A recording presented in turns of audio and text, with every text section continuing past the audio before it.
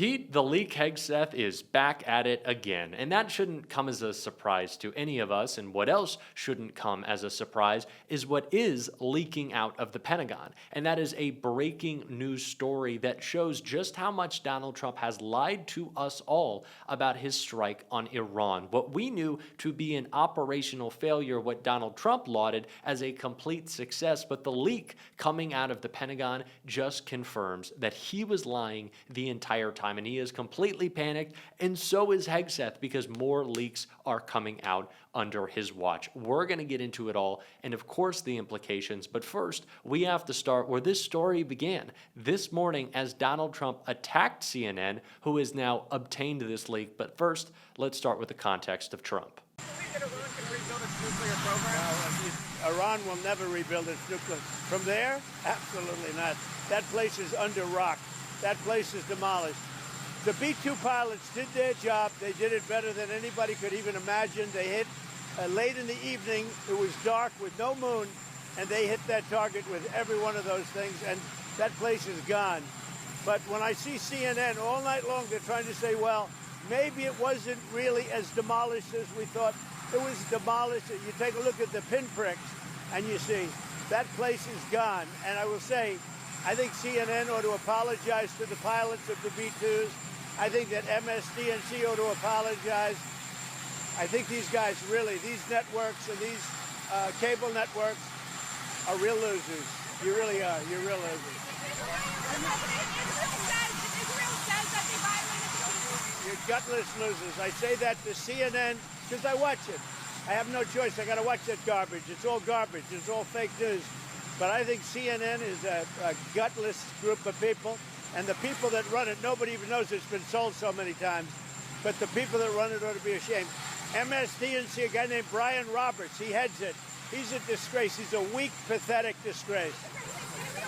So Trump has been saying this for days now as we are getting preliminary reports on what the actual damage done to the sites that were struck in Iran actually was. Donald Trump, of course, immediately claimed victory, saying that these nuclear sites were completely obliterated, that there was no way that Iran was ever going to be close to building a nuclear weapon because of the damage done from these strikes. And the actual reporting, not just Donald Trump thumping his chest, was sure, there was damage done and it was significant, but nowhere near a complete obliteration. That is the reporting that was also coming out of the Pentagon to some extent. They weren't chest thumping like Donald Trump was. Sure, Hegseth was, but not the actual military officials. But now we have some breaking news from CNN confirming that Donald Trump had been lying the whole time, and it comes in the form of a leak out of the Pentagon. Let's take a look, and then we're going to talk about the implications for this all. This is CNN Breaking News.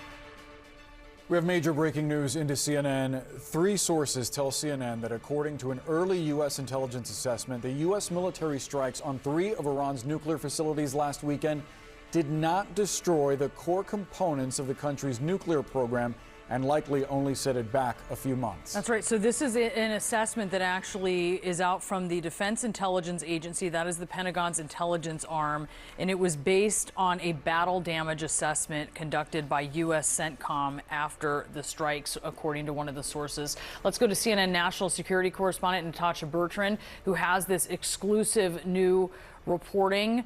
This is to that question that has been asked about how much damage has been done. This is a real question. It's also a political question that has been to something that Donald Trump has been sort of dealing with here recently. What are you learning, Natasha? Yeah, look, Brianna, this is the first assessment that we are getting that the U.S. intelligence community has found about the battle damage that resulted from those U.S. military strikes on these 3 Iranian nuclear facilities over the weekend. And as you said, it was produced by the Defense Intelligence Agency, which is the Pentagon's intelligence arm. And it is worth noting that it is a very early assessment. The strikes were only a matter of days ago, and the intelligence community is still gathering intelligence. They are still working to come up with a full, comprehensive picture of what exactly happened here. But based on a battle damage assessment that was carried out by U.S. Central Command, essentially looking at the images and looking at what was actually damaged. The Defense Intelligence Agency has assessed that the core components of Iran's nuclear program are largely intact, and that Iran's nuclear program has essentially only been set back by months. Now, we presented this information to the White House for comment, and White House Press Secretary Carolyn Leavitt, she did acknowledge the existence of this assessment, but she said in a statement that the administration disagrees with it. She said, quote, "This alleged assessment is flat out wrong and was classified as top secret, but was still leaked to CNN by an anonymous low-level loser in the intelligence community. The leaking of this alleged assessment is a clear attempt to demean President Trump and discredit the brave fighter pilots who conducted a perfectly executed mission to obliterate Iran's nuclear program. Everyone knows what happens when you drop 14 30,000-pound bombs perfectly on their targets, total obliteration." Now, it is worth noting here that there has been dissent, I should say, within the intelligence community, within the defense community, about just how much of an impact these massive bunker buster bombs would actually have on Iran's nuclear facilities. It was far from certain, given that these bombs had never been tested in an actual combat scenario, whether they would actually penetrate those very, very deep underground tunnels that lie underneath these nuclear facilities. And what we are told is that as of now, this Defense Intelligence Agency assessment, it does conclude at this point, again, it is still very early, that those underground facilities, including the centrifuges, including the highly enriched uranium that everyone has been talking so much about, those are largely intact. Now, of course, this does stand at odds with what President Donald Trump and Secretary of Defense Pete Hegseth have been saying in recent days about the impact of these U.S. military strikes. Of course, President Trump said it was totally obliterated, and Secretary Hegseth did as well. And he actually also provided CNN with a statement.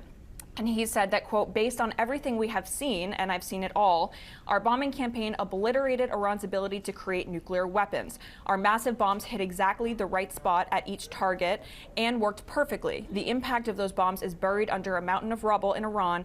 So anyone who says the bombs were not devastating is just trying to undermine the president and the successful mission." Now, our sources did emphasize here that there was severe damage that was done largely to the above-ground structures at these nuclear sites.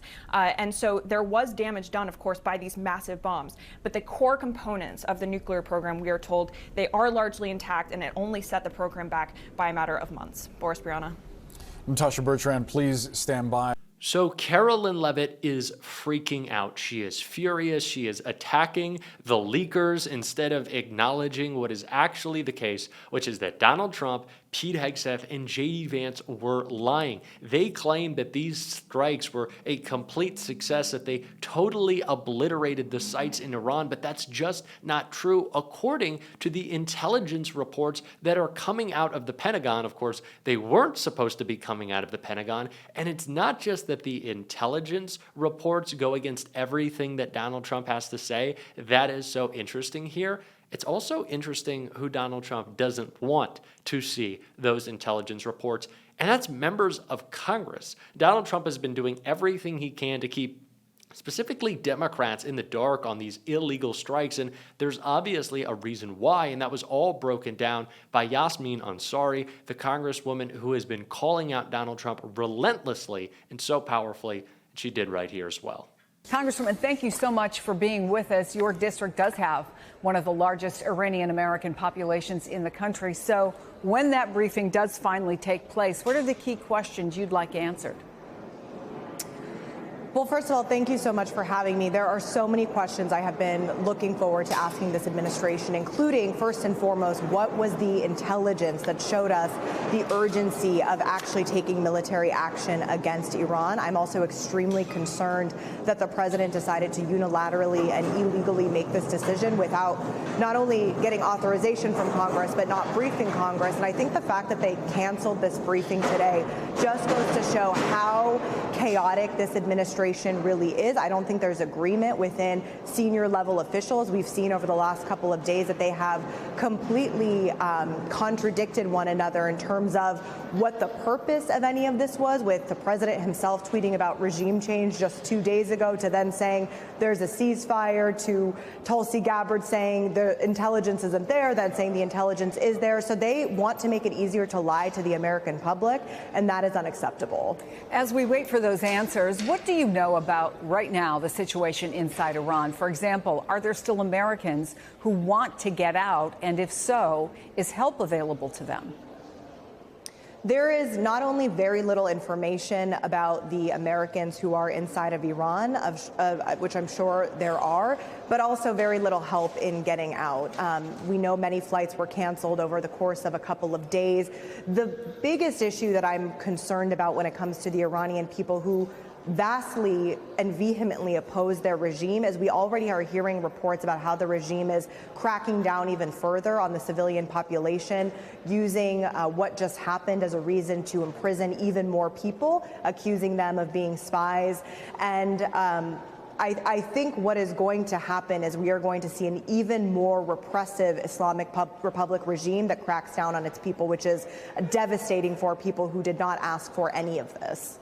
What have you heard from your constituents? I mean, what are their worries for family members who may be still living in Iran or visiting Iran?